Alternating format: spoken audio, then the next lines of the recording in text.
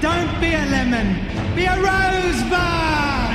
Behold the power of magnetism. What would your finishing maneuver be called?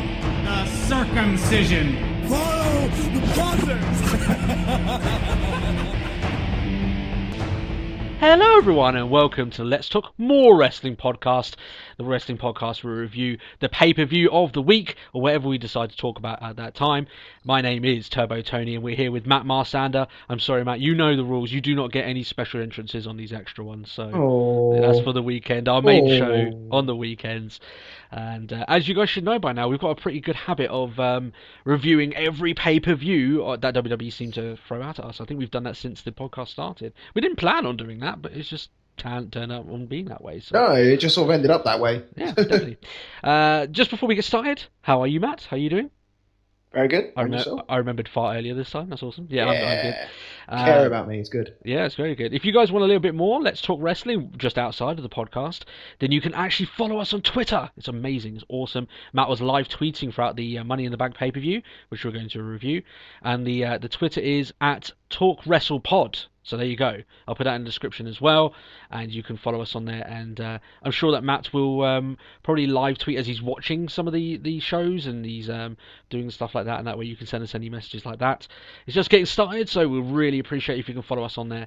And that's probably the best place to ask us any questions, to get a direct answer or to get a quick answer whether your question might be featured on the podcast itself. Definitely. Yeah, much easier that way. Exciting stuff. So, nevertheless, Matt, we've got a pay-per-view to review. We do indeed. No more of this plugging stuff. We'll do that at the end of the podcast as usual. So Money in the Bank. 2014. Money in the Bank has got a pretty good record, as we said on the podcast on our predictions, of being a pretty decent event. Oh, yeah. You know, I remember the last really, really good pay-per-view that I watched outside of the Manias was Money in the Bank 2011, back when CM Punk was leaving the company and all that lot. But we talked all about that in the last episode. So you can catch all our thoughts about that there. This show was good. I have to admit, it was pretty damn good. I have to say. I enjoyed it. Yeah, so the Money in the Bank match is delivered, but then it's always going to deliver because it's just the opportunity for mayhem. Yes, exactly. And if you've got the right guys in there, they can do a good job. But it wasn't just those matches that did the job. So we're going to talk over the lineup. Our matches in order may be a little bit screwy because I got all mine off the website, which doesn't do them in order of the show, which seems a bit odd. But we seem to have that problem every time we review a pay-per-view. So yeah. Just the way that Matt takes his notes while the show goes on, I take mine afterwards. Just a weird thing. But regardless, I know what happened in order of the first two things happened anyway. This is what we didn't catch because in England we don't have the WWE Network. I know that our audience is a predominantly American one, so maybe you guys caught this. You can let us know the intricacies of it. But Daniel Bryan was on the show. I thought he was going to be in some sort of or like satellite capacity, but no, he was actually there. He came out to the ring and everything on the pre-show. Cut a little bit of promo. He also referenced in an interview that he's still not getting better and he might have to go in for another operation, which I would say is very worrying for the guy that he's not been able to get fixed that soon. I actually say that he's probably not coming back even before SummerSlam comes up. I think it'll be after SummerSlam he actually returns. Yeah, I think that's a safe bet to say. Yeah. I think, like anything, we may even see him sort of not chamber way, like TLC, possibly. Possibly, yeah. It may be that long. But it would be a horrendous 6 months of his career. Probably the worst in his career that he's ever had. Which is ironic because it was like the best night of his career. That kind of... From the biggest point to the lowest point. Yeah, essentially. After weeks, yeah. Not too great. In this promo, Bo Dallas came out. We didn't get to see a lot of it. Obviously, in the show, they didn't show us the full promo. But in this, Bo Dallas basically told him you can get back up on that horse if you just believe, Daniel. Daniel Bryan proceeds to call him a boner, which is a bit of dick humour. I'm sure Vince McMahon ate that up. Yeah, there we are. And he told him to leave. It's not the only thing that a wrestler stole from NXT this week, but yeah, he did that, and quite a fitting end to the show. He still gets a huge. One thing I noticed with that sort of boner sort of thing, it's like this pay-per-view had quite a few sort of little kiddish. Yeah. Little giggle moments. Toilet humour. We know Vince McMahon does enjoy his toilet humour. JR is the first to admit that on his shows that he's done. So, yeah, there you go. That's Daniel Bryan. I personally disagree with having him on the show. I think you should have kept him off. Big return. When he's eventually ready, he'll come back. The show won't die without him. His fans won't forget him while he's not there. So in my opinion, he shouldn't have been there in the first place. That's just my opinion. The crowd were very good, though. I have to say, throughout the majority of the show, they were pretty decent, including this segment of what we could see of it anyway. So, yeah, fair enough. Can't really say much about something we didn't really see. They did bear them the little picture that said that he'd be there. Yeah. So, just like I said, I heavily disagree with it. I don't think you should have had him there, but there we go. And one thing about Bryan as well is just he seems so happy all the time. He just got stripped of the title. He's in like all this problems fight. Come on, just show a little bit of realism. Don't be a John Cena. You know, don't laugh and have a joke when obviously things aren't going right. Don't That's do it. That, so. This isn't going your way. Let's be honest now. Now show some pain, show some emotion. You care about this shit. Like. Yeah, no, he was all jokey and smiley here, which I don't agree with. But there we are. Moving forward to the actual show. The first match of the night, the tag team title match between the Usos and the Wyatts. We said before that these guys could turn it on. They already did a terrific match to start off this feud, and this was better than that match. Usos against Wyatts was fantastic. I would pick this match over the final match of the night, the title ladder match, personally. But each their own. I wouldn't, wouldn't degrade any man for saying otherwise. But it's good that on a show we're picking between two terrific matches. It's good to say that on a pay-per-view. New entrance music for the Wyatts. You tweeted this. I checked your tweet there, Matt. So I did, yeah. Yeah. When are they going to make a decision? Yeah, they had this really weird sort of harmonica entrance, and they changed it for a more it was like a rock entrance that they had coming down to the ring. Yeah, still sort of like a almost like rock banjo sort of thing. Yeah, sort of thing. I'm not sold on either of them, honestly. I'm sold on the rock banjo more than I was the harmonica. That was just weird. Yeah, it wasn't creepy. It wasn't even good weird. It was just like, this is actually difficult to listen to. Yeah. It's not creepy in terms of I want to see what happened next. It's I want to turn over the channel sort of thing. So, but that being said, yeah, this one's a little bit easy to swallow. I'm still not convinced on it though, I would say, but. Regardless, these guys put on a show. They really did. Terrific match, these guys. There was lots of dives out of the ring, almost a little bit too much so, but I'm not too bothered. But to be fair, it's one high flying is one of the things that the Usos that the Usos are known for. Yeah, exactly. But then it's also everyone knows that Harper occasionally does dive through the ropes like he's a little guy. Yes. So it was good that way. For such a big guy, he gets around that ring easy, doesn't he? Oh yeah, it's crazy amount. Yeah. It's like the one thing I loved is the near falls. It was just like there was so many times where I genuinely thought the Usos were going to lose. Yeah. Or the Usos would win and then the Wyatts would kick out. There was a few moments like that as well. Yeah. Just really good stuff. They went for a long time. This match is exactly what you need in a curtain jerker match, just to get the fans really up on their feet and get really into the event. And Jesus, if I kind of hope this isn't the last sort of rivalry we've seen between these guys, but it does seem that with the Usos retaining, which they did, after a double Superfly splash off the top rope, which I quite enjoyed, it looks like that their next rivalry might be against the Ascension. We don't know that for sure yet, but I would like this to go on a little bit longer. Where'd you take that from? There was tweets back and forth between the Usos and Ascension. So. Oh, okay. Now, hey, if it's the way for the Ascension to get onto Raw, I'm happy. Yeah. I mean, look, when a match is this good, and a lot of people are saying, "Oh, they should have put the belts on Wyatts," or they're dropping the ball on the Wyatts. That's Wrong. stupid. They're not at all. That's idiot talk. Yeah, these guys are fine. The Wyatts, they're great. And when you lose a match of this quality, sometimes it does better for you than it does than it does bad. You know what I mean? Because you're in such a high profile match. So I disagree with that. And if you're in a good quality match and you're a loser, you can still come out pretty damn good. So. Look at Daniel Bryan against Bray Wyatt at the beginning of the year at the Royal Rumble. He lost that match, but the match was brilliant. So it didn't even look that bad on Bryan because it was so competitive. And I put that in this match in the same bracket. It's just ironic that it's the Wyatts actually involved in this. It's still Wyatts again. Yeah. Moving forward for something that was brilliant to move forward to something that's horrific and uncomfortable. Adam Rose versus Damien Sandow. Yeah. Damien Sandow comes out as I can't even remember his name. some American, Boston. some native or- American Boston heritage. Yeah, guy, whatever. Just the fact that me and Matt don't even know just kind of constantly shows you. I feel bad why- in the fact that I've even been to Boston, but it's like, no, No. no. Sure, you know, at the end of the day, why would we need to see this match? It's this comedy stuff doesn't work, and when you put it on a pay-per-view, it's really bad. People don't want to pay money to see this. That's the issue that they have.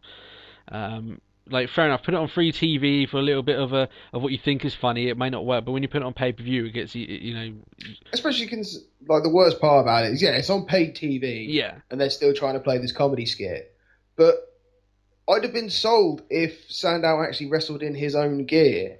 Yeah, like Because it wasn't even like a throwaway match either. There was sort of genuinely a bit of contention in this match. yeah, as you say, like Sandow was actually on top, which seems just bonkers. You know what I mean? That he would be, and he actually got a near fall on Adam Rose, which just seems shocking. But anyone with half a brain cell knew that there was no way that Damien Sandow was going to win a match in the next 6 months at this rate. You know, let alone against Adam Rose, a new debutant. So yeah, it's just more of bad, unfortunately, with a long match. It's like the match itself could have been good, but when you got this background to it, like I can't get sold on it. I can't get into it. You know, when you've got Sandow coming out parading himself in this manner, it's old, it's done, and it's really, really stupid. So that's it. Do you know what's even worse? Go on. To think that last year Sandow won Money in the Bank. Oh, there you go. Wow. What a difference a year can make for Mr. Sandow, doesn't it?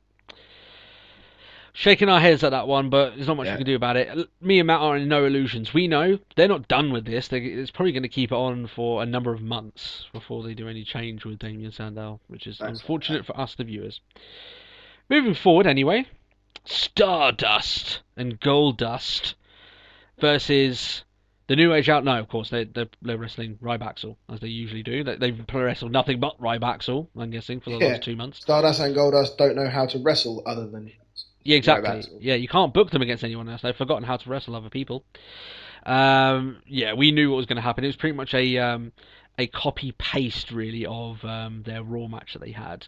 They obviously saved having Stardust come out on Raw, the last Raw, to come out on the show. We said that might happen. And Stardust and Goldust get the win. Maybe a bit longer of a match. It was a little bit more contesting, but as you say, it was longer than Raw, but we got to see more of Stardust wrestling, which is fine. Yeah, and at the end of the day, we said this before. As Cody Rhodes and Goldust, they were going nowhere. At least as Stardust and Goldust, WWE are kind of clapping their hands and want to put them in the limelight at least a little bit. So it's a positive for them when they've been on such a slide for so many months. Yeah. I can hardly. And I'm sold on the Stardust character. I love it. They need to make a horror movie with him and that smile that he does when he does with the contact lenses and everything, and just getting all rapey with the wall. Yeah, getting all a bit abusing of the wall, shall we say? But yeah, you can miss this match really, unless you really want to see Stardust. But let's face it, a lot of this was just Goldust getting dicked and then Stardust coming in for the win at the end, so it's not really much for you to watch. Ryback debuted some weird looking singlet thing. Oh yeah, Curtis Axel's changed up his gear, so now he's gone the same as Ryback, except he just doesn't have the bills, and it just looks like he's a Tiny Tim, shall we say, in comparison to his tag team partner. But nah, not sold on that either, personally. But hey, you got to try something, because he's boring as cardboard. He really is. He's nothing. I saw one thing recently. It's like you do remember when Curtis Axel beat up Triple H. Yeah, and Triple H was chomping at the bit to wrestle him and all this lot. What a difference a year can make. Yeah, I was just thinking the same thing. Moving forward to a match that I'm sure that we'll have different opinions on. Paige versus Naomi for the Divas Championship. We know a spoiler from Raw that kind of makes this match irrelevant, but regardless, we will discuss it as if we don't know what that spoiler is. And we won't tell you what that spoiler is either, unless you haven't watched it, because we hated getting it spoiled for us anyway, to be honest. But we won't go into that. That's a review for the weekend, I imagine. That's it. So, when you watched this match, you were not pleased along with this match. I didn't enjoy it. No. I don't think it was the fact that it's just pleased. It's just I was very bored with this match. Okay.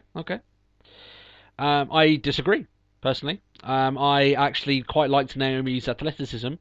It seemed to be what was a bit of a crap botch in the top turnbuckle where they tumbled out of the ring. That looked a bit off, I must admit. And I do think that Paige got a little bit more contention in, but you saw it much differently than I did, shall we say. I'm sorry, I just... No. So... I don't know, I think it's just... I'm getting sick of... And I'm hoping, because obviously we've now seen Raw, and hopefully this would be the end of it. Not the end of Paige, but the end of what I'm hating, that what they've done to her. Yeah, I'm planning on having a very lengthy conversation about Paige at the weekend, so... Yeah, that's fine by me. Yeah. But I don't know, I just got very bored, and I'm sort of getting annoyed with sort of what's meant to be, like a girl who was the anti-diva in NXT, and now is suddenly just like dicked over. She's just a diva now. Yeah. It's not even the fact that she's just a diva. The fact that she can go from being like a dominant diva in NXT to now she's just like, eking out wins here and there. Yeah, I get what you're saying, and like, there's certainly a part of this match where the blueprint was set for a usual Paige match where she gets beaten up and then gets a win out of nowhere. But I did enjoy a lot of Naomi's athleticism here. She did a lot of moves that you just don't see from divas, like flying lariats, a lot of athletic moves that Cameron can only dream of actually executing on the outside. And loads of wrestling the camera can only dream about. Exactly, yeah. And we thought that one thing I thought was quite weird as well is obviously Naomi doesn't watch the TV, or she has no friends that watches Raw, because Cameron was coming out with her and she said a lot of disparaging remarks about Naomi on TV, so it just seems a bit odd that she's coming out smiling and happy to have her as her partner when... look at my friend! She was bitching about you. Yeah. Look at my friend! And it's not like even Muddy Waters. It's not like the Steph McMahon fake face BS. It's like she was full heel on Naomi like just 6 days ago, so not exactly selling that to me in 100% form. But Paige, as we say, gets the win. She retains the title, and for at least one more night only, and we'll go forward from there. But that's a story for another day. That's a story for the weekend. So yeah, I actually, like I said, I enjoyed this match a little bit more than you did. I think that yourself, as you may say, like there was part of this match where it looked like it was going to follow that exact same pattern that they've had. Yeah. I think we're both in agreement on the fact that we think that Paige has been mismanaged, but we'll go into that this weekend. Oh yeah. In quite a bit of depth, I imagine. Rusev Machka. Rusev Crush versus Big E. I quite like this match, actually. Versus Blacksaw Jim Duggan. Blacksaw Jim Duggan, yes. Hey-oh. As you tweeted hilariously over the weekend. I just like, it's like comes out just with the whole USA thing. I was like, really? Yeah. And he was wearing the USA gear as well, so he was fully going for it. So I don't think that Big E is going to be their chosen one to beat Rusev. He's just one of these guys for Rusev to step on. And I did say that they have to give him some sort of better opponent to have a lengthy match with. And it did look for a moment they were selling it on one of the things I did like about this match, Big E had like a flurry of a lot of moves, and the commentary were selling it as if like Big E had turned the tide, he was about to get the win, and they were really getting excited. It was almost, it reminds me a lot of when you get like the underdog who's getting like a flurry in boxing, and the commentary goes crazy, and they're starting to get into it. Oh, you could finish him right here. That's what it reminded me of. So that was pretty cool, and they actually sold a little bit that they had wrestled before, and they knew each other's moves a bit more. So I enjoyed that as well. So all in all, I actually give this match a thumbs up. It wasn't hugely lengthy, but for a Rusev match, it was like a fucking marathon. So, yeah, that's it. So Rusev gets the win anyway after arching back his accolade into an extra gear and making. I mean, that was another thing, considering it's just like as you mentioned, like sort of making it look like they've wrestled before, and it's like Big E almost got out of the accolade and. Like Rusev dodged his spear, and it's just like, actually, this is pretty good. Yeah, exactly. If they just did another random match, it wouldn't have made any difference. But I mean, the storyline, these guys have already wrestled each other, so they know each other's movesets, so that's fine. And they did play up to that. But don't know where Big E goes from here. We obviously know where Rusev goes. He's going to go against a new challenger. He might go against Big E again, but I doubt it. But yeah, Big E has not done much since losing that IC title.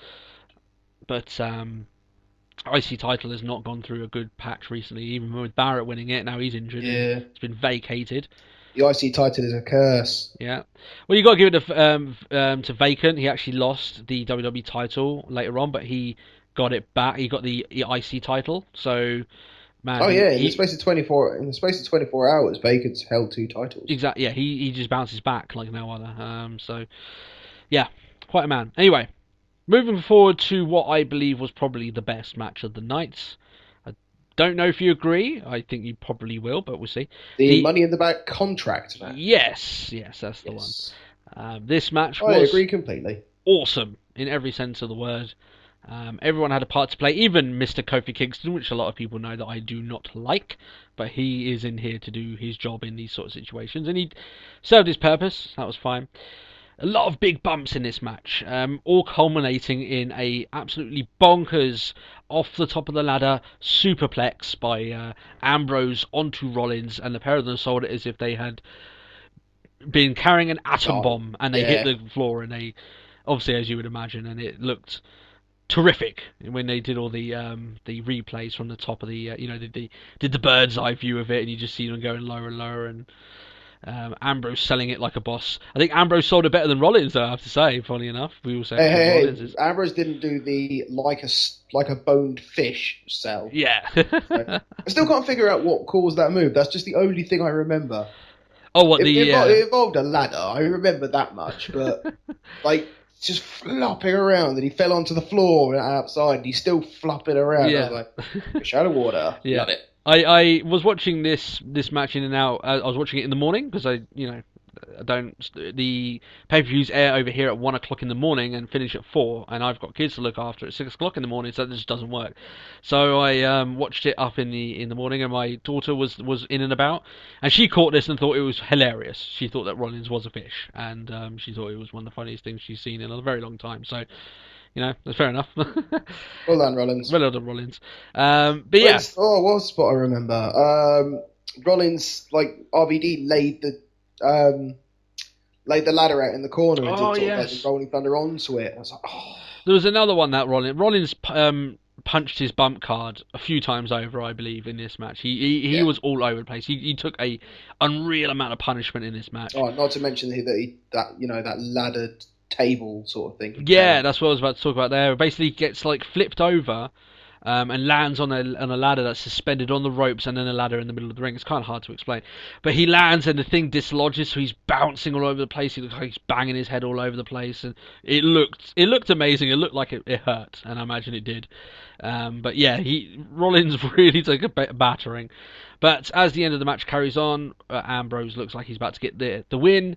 Kane comes out and interferes and basically lets Rollins win the briefcase at the end.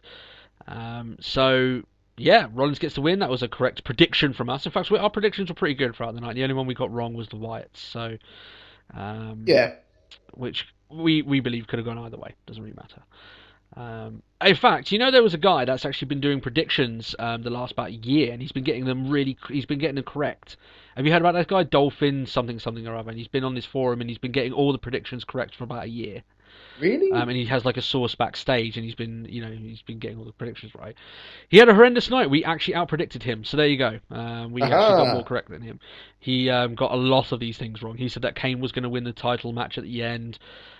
He had a few other ones that were seriously wrong as well. So, actually, do you know one part that I really enjoyed is that huge cheer? Because obviously Ambrose got dragged out the back. Yeah, he got forced out by injury, didn't he, by his shoulder? Yeah. And then it's just that cheer when he sort of stormed out with the chair, and I was like, yeah, he is over. He is over as a face, man. Definitely. He could be a good heel, but while he's this good as a face, I don't see any reason why he's crazy face, and everyone loves crazy face. Yeah. If one thing that works, especially with the divas, it's a crazy diva. But with the guys, it works just as good as well if you do it authentically. And if there's one guy on that roster who could do it authentically, who definitely looks a little bit twitchy, then it would be Ambrose. And we said before, he's tailor-made to be the heel of that company going forward. But as I said, if there's no reason to stop him at the moment, he's been a great face. There's no reason to stop him being that, absolutely at all. And people are sold on this rivalry between him and Rollins. They really are. It's a rivalry that works. It makes sense, and I'm fully up for it. Those three guys out the Shield are going to make them so much money. It's just unbelievable. So yeah, that match was brilliant. We can't even begin to highlight all of the top spots in that match. We'd be here for hours. Just go and watch it. It was well worth it. The thing is, there was bits in it where I genuinely thought, like, I know we'd made our predictions of Rollins and we were right, but it's just like, Ziggler could actually win this. Ambrose could actually win this. And it's just, they did a great the whole way through. They did a great job of selling that everyone had at least one chance of getting the belt, which I think is one thing that the title match didn't do later in the night. But we'll talk about that more as we go forward. But there was moments here we thought, oh wow, are they actually going to give the briefcase to Ziggler? Are they going to give him another? Obviously they wouldn't, but trying to suspend our belief here, guys. But there's a few moments here that everyone, it looked like a mad scramble at times to try and get this, and ironically, it seemed like these guys wanted that contract way more than the guys in the title match wanted the belts. So, but we'll talk about that as we go along. Not that match was bad, but this one was brilliant. Match of the night, I would put my stamp on this one, but ever so close is the tag team match. Ever so close. In fact, the purist in me, in terms of actual wrestling, wants me to pick out the Usos and Wyatts, but. No, but for the fan and kiddish and for the moments that the fans were going crazy, then this one is the one. That's fine. So we go from brilliant to awful yet again. We go from the contract ladder match to Layla versus Summer Rae with Fandango as the special guest referee. Now, for all of the differences and opinions that we had against Naomi versus Paige, we can be fully in agreement here, and I can speak for Matt without just knowing exactly what he feels. This match was an abomination. Yes. It was a baby that was born out of Money in the Bank's uterus. It was deformed and it needed to be put down. Yes. I think that's probably the best way to put it. Yeah, go with that.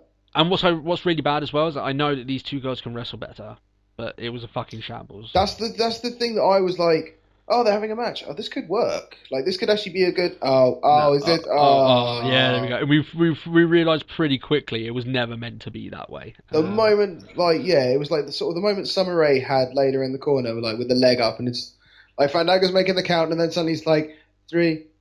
Ooh. Yeah, just... Great. Here we go. Yeah. Fandango's Ogglefest. Yeah, essentially. And Fandango's the only winner of this whole thing. We aren't winners because we have to watch this shit, but he's the only winner because for some reason Summer Rae's character is a fucking idiot.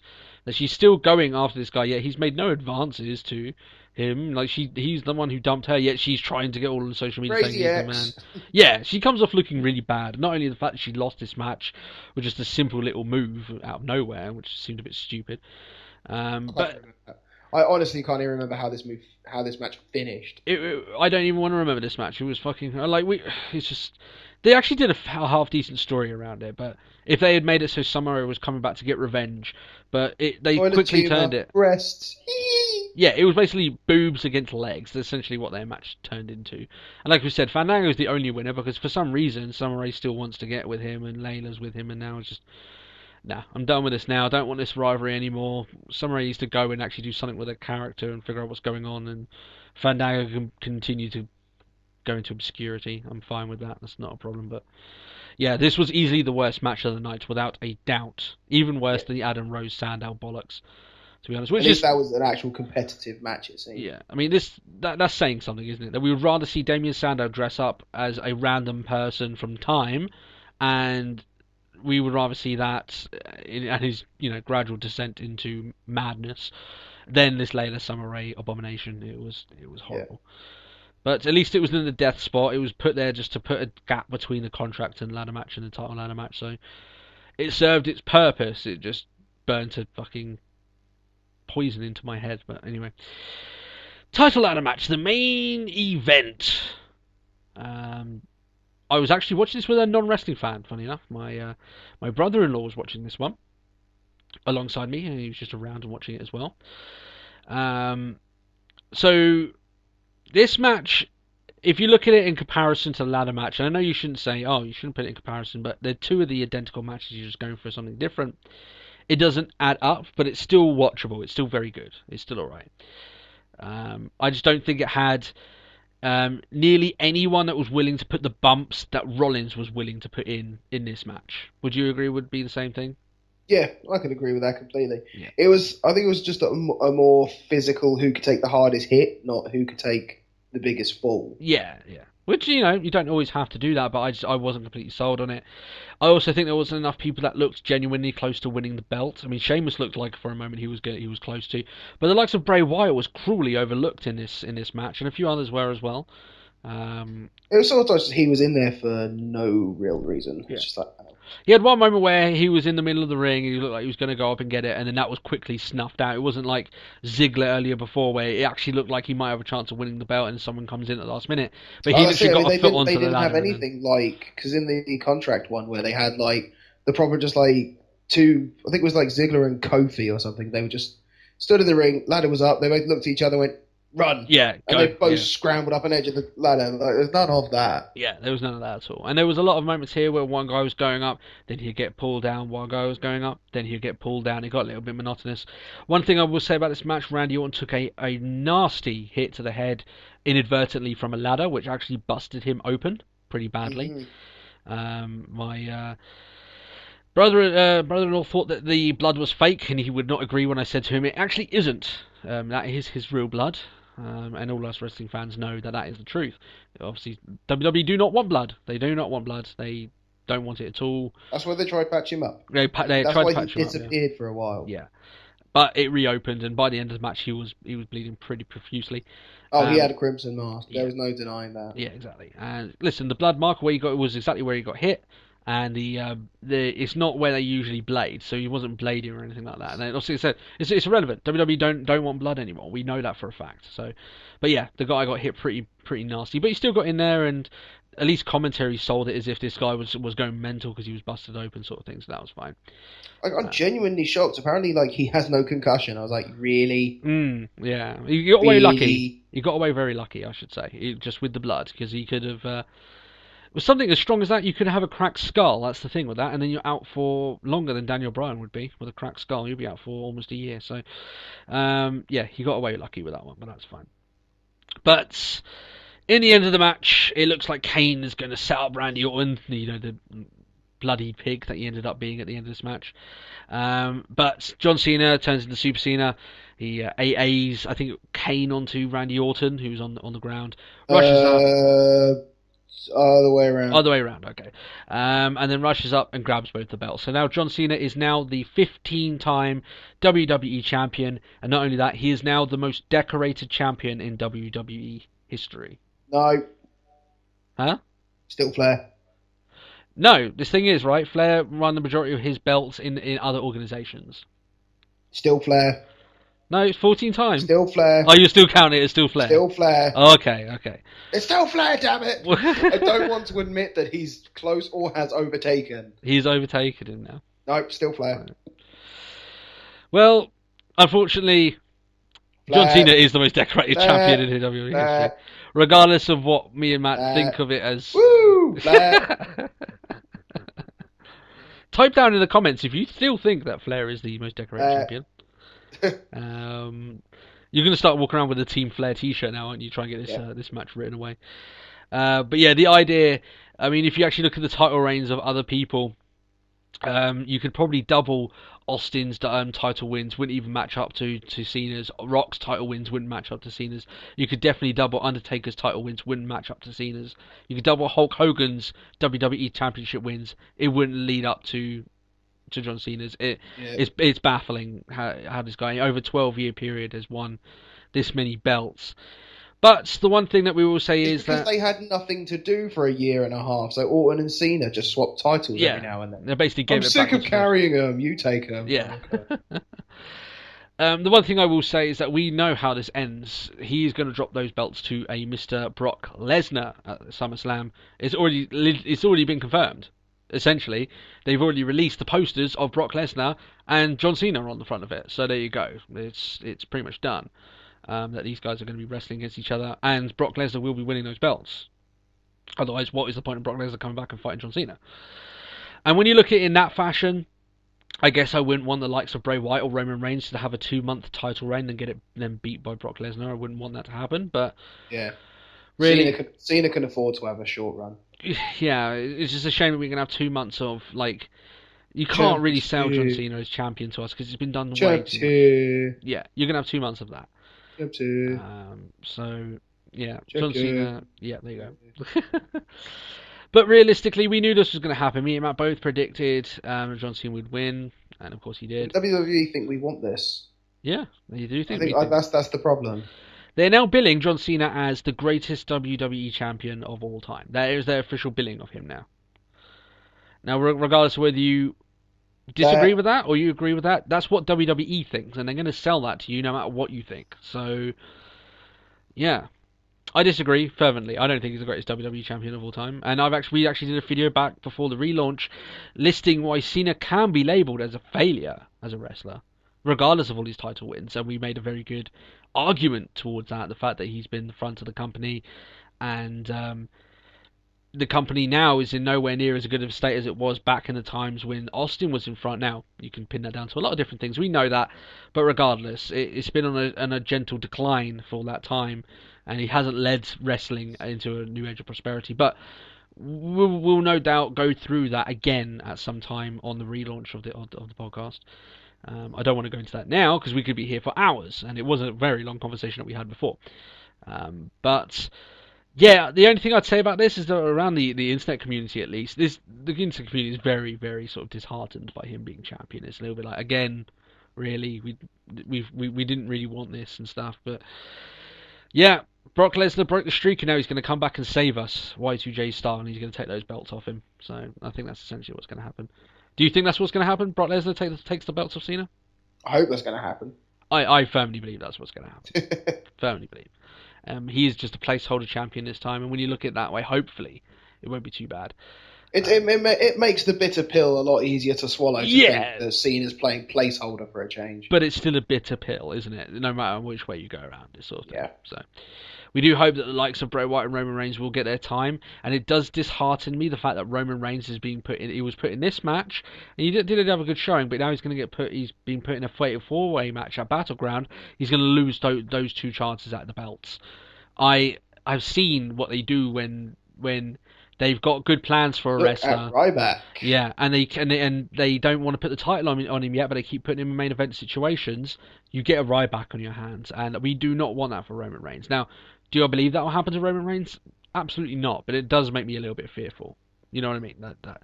I think what they'll do is, like, especially at Battleground, Roman Reigns won't be the one to get pinned. No, well, surely not. I think the person that will probably get pinned is probably Randy Orton. In my opinion. Or you could look at maybe Kane gets beaten, that way it leads up between a little dissension between the Authority, that Kane was the one that got beaten, so that way Randy Orton isn't champion. And that way it builds up that this bodyguard thing isn't really working out for the Authority. But yeah. We can see that happening. We'll lead up to that. We'll definitely know if that will happen, just the way they build up in storyline going forward. But yes, John Cena is your now do you want to cover your ears for this, Matt? He's the most decorated WWE champion of all time. Flair. Yeah. So, yeah, well, at the end of the day, I know Orton's pretty close, so maybe if he wins a couple of belts, he can get up there. Yeah. Don't think you'll feel much better about Orton being champion. No. Okay, not willing on that. Overall, as a show, though, Money in the Bank, I give it a thumbs up. I think it was well worth a purchase. Completely. I think it was very, very good quality. The tag team title match, the ladder match, both the ladder matches were fine, but the contract ladder match was definitely better. The thing is, the contract ladder match is meant to be for the upstarts. Yeah. The upstarts are the one that are willing to just go crazy. Yeah. And where the other one was just a glorified 8-man ladder match. Yeah. And they had a lot more time in the title ladder match. I just don't think they did much extra with that time. So. Not really. It's sort of like, pull some off, go. Yeah. Some finishers. Oh, he's getting some heat. Oh, no, he's been taken down again. Yeah, that's it. And some finishers. Oh, maybe this guy. No.